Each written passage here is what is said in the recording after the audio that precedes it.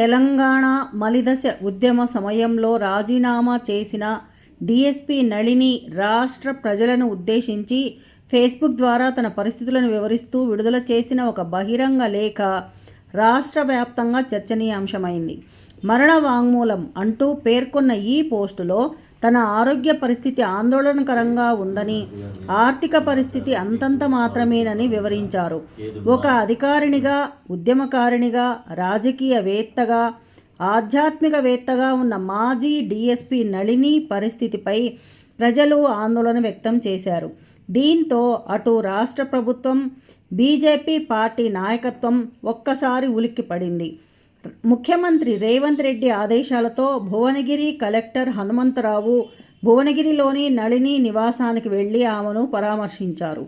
Service సమస్యలు ఏమైనా ఉంటే నిబంధనల మేరకు త్వరలో పరిష్కరిస్తామని సీఎం చెప్పినట్టు కలెక్టర్ ఆమెకు వివరించారు. ప్రభుత్వం ఆర్థిక సహాయం చేయడానికి కూడా సిద్ధంగా ఉందని ఆమెకు తెలిపారు. అనారోగ్యానికి గురైన తెలంగాణ ఉద్యమకారిణి నళినికి ప్రభుత్వం నుంచి రావాల్సిన ఉద్యోగ బెనిఫిట్లను వెంటనే విడుదల చేయాలని బీజేపీ రాష్ట్ర అధ్యక్షుడు రామచంద్రరావు డిమాండ్ చేశారు. పార్టీ ప్రతినిధులతో కలిసి మాజీ డీఎస్పీ నళిని ఇంటికి వెళ్లి పరామర్శించారు. ఈ సందర్భంగా రామచంద్రరావు మాట్లాడుతూ ప్రధాని నరేంద్ర మోడీని కలవాలని ఉందని నళిని చెప్పారని, ఇందుకోసం పార్టీ తరపున ప్రధాని అపాయింట్మెంట్ తీసుకుంటామని తెలిపారు. మన స్థాయిలోనే ఇంత ఉందంటే రాష్ట్ర స్థాయిలో ఉంటుందని, అట్లని మీరు విస్మరించిండ్రా అది అనే ఉద్దేశం పక్కన పెడితే వారైతే ఫెయిర్గా ఉన్నారు, పాజిటివ్ మోడ్లో ఉన్నారు. మొదలు ఆరోగ్యం చూసుకుంటేనే మనం ఫర్దర్గా స్టెప్ వేయగలుగుతాం. ఇంకోటి ఏంటంటే ఈ ఆలోచనలు కూడా మనకి ఎక్కువ పెట్టుకున్న కొద్దిగా హెల్త్ మీరన్న పాయింట్ కరెక్ట్ డిటీరియేట్ అవుతుంది. సరే, ఇట్లా జరిగింది. అందరికీ నమస్కారం. యాదాద్రి భువనగిరి జిల్లా కలెక్టర్ హనుమంతరావు.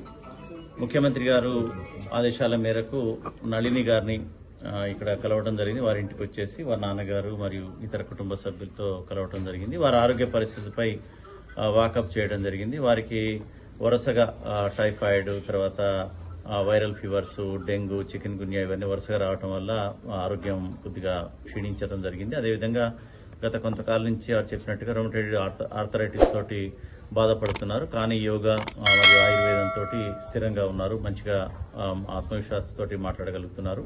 ముఖ్యమంత్రి గారి యొక్క నిర్ణయం ప్రకారం ఇక్కడికి వచ్చేసి వారి సమస్యలు, ముఖ్యంగా ఆరోగ్య పరిస్థితి బాగుండాలి. అవసరమైతే ఎక్కడైనా సరే, ఎంత ఖర్చైనా సరే మనకి హైదరాబాద్లో ఉన్నటువంటి నిమ్స్లో కానీ ఇతరత్ర కార్పొరేట్ హాస్పిటల్లో కానీ వైద్యం ప్రభుత్వమే భరించి చేస్తానని చెప్పడం జరిగింది. అదేవిధంగా గతంలో కూడా ఏదన్నా వైద్యపరంగా అయినటువంటి ఖర్చులకు కూడా ముఖ్యమంత్రి గారు నిధుల నుంచి ఇస్తానని కూడా చెప్పమని కన్వే చేయడం జరిగింది. అయితే వారు పెద్దగా ఖర్చులు కాలేదని నళిని గారు చెప్పారు. ఎందుకంటే ఆయుర్వేదం కాబట్టి వారికి తెలిసిన మెడిసిన్, మరియు పతంజలి కాబట్టి ఖర్చులు పెద్దగా కాలేదని, అది కూడా ఇప్పుడు వారు పూర్తిగా అల్లోపతికి దూరంగా ఉన్నాము. తర్వాత వారు ఏదైతే నమ్ముతున్నారో, ఏదైతే వారికి మంచిగా పనిచేస్తుందో ఆ ఆయుర్వేదాన్నే వాడుతా అని చెప్పడం జరిగింది. సో వారి యొక్క ఆయుర్వేదం సంబంధించినటువంటి ట్రీట్మెంట్కి వారు వెళ్లాలనుకుంటున్నారు. తక్కువ ఖర్చు కాబట్టి పెద్దగా సాయం అవసరం లేదని వారు చెప్పడం జరిగింది. తర్వాత వారు ప్రముఖంగా పేర్కొన్నది వారి యొక్క సర్వీస్ నిబంధనలు, వారు ఏదైతే సస్పెన్షన్ అన్నారో దానికి సంబంధించినటువంటి సబ్సిస్టెన్స్ అలవెన్స్ అనేది, దాని గురించి వారు అడగడం జరిగింది. ఇది డెఫినెట్గా ప్రభుత్వం దృష్టికి తీసుకుపోతా అని చెప్పి వారు చెప్పడం జరిగింది. వారు చాలా విషయాలు కూడా షేర్ చేసుకున్నారు, ఉన్నటువంటి పరిస్థితులు, తర్వాత వారి యొక్క వ్యక్తిగత జీవితం ఇవన్నీ. వారి తండ్రి గారు కూడా యోగా మాస్టర్. వారు కూడా కుటుంబం అంతా కూడా యోగాని మరియు ఆయుర్వేదాన్ని నమ్ముకున్నటువంటి కుటుంబం భువనగిరిలో. కాబట్టి వారికి మొత్తం కూడా ఈ యొక్క వైద్యం, యోగా మీద, ఆయుర్వేదం మీద పట్టున్నటువంటి వ్యక్తులు. పతంజలి షాప్ కూడా ఉన్నటువంటి అనుభవం ఉంది కాబట్టి ఆ వైద్యంతో వారు ఇప్పటికే కోలుకున్నారు. వారే చెప్తున్నారు, మొన్న అసలు నడవలేని పరిస్థితిలో ఉండి ఈరోజు ఈ ఆయుర్వేదిక్ వల్ల మొత్తం కూడా నడవగలుగుతున్నారని చెప్పగలిగారు. త్వరలోనే వారు పూర్తి ఆరోగ్యంతో కోలుకోవాలని చెప్పేసి మీ అందరం కూడా కోరుకుంటున్నాం. ముఖ్యమంత్రి గారు కానీ ప్రభుత్వం కానీ వారికి ఏ విధమైనటువంటి సహాయం అందించాలని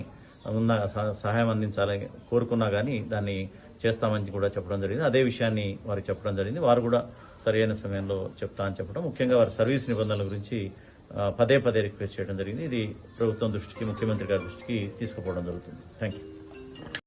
Please like, share and subscribe.